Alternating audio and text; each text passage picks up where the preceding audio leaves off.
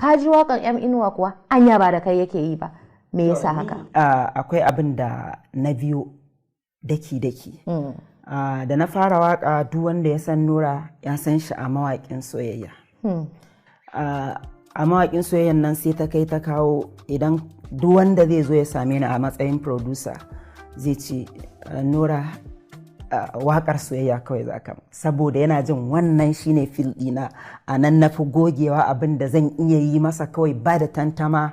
In ka zo ka ce mini a waƙar soyayya, idan ta farin ciki a soyayyar ko kuma ta baƙin ciki a soyayyar, wannan kai tsaye za a ce min ga abin da ya faru. In ta farin cikin ce za a ce ka ji abin da ya faru, in ta baƙin cikin ce za a ce to wannan abin sai ya bani dama, sai na ce to ni kuma tunanin na kullum shine me zan yi wanda ban yin ba, ko kuma me zan yi wanda mutane ba su tsammanin zan yi.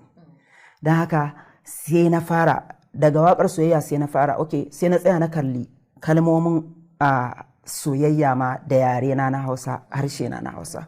A takaice ita kanta kalaman soyayya da Hausa ba su da yawa.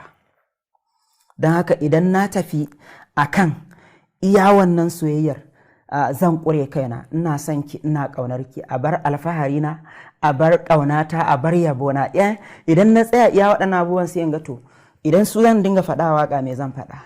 Daga wannan tunanin sai na dawo to bari in dinga ɗaukar so ɗin, sai in yi waƙar soyayya gaba ɗaya, in gama ta soyayya ce amma ban ce ina son ki ba.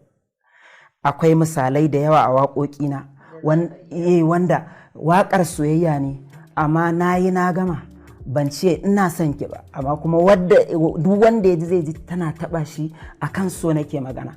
Daga wannan sorry, jama'a kada ku matsa ko ina, da fatan kuma kuna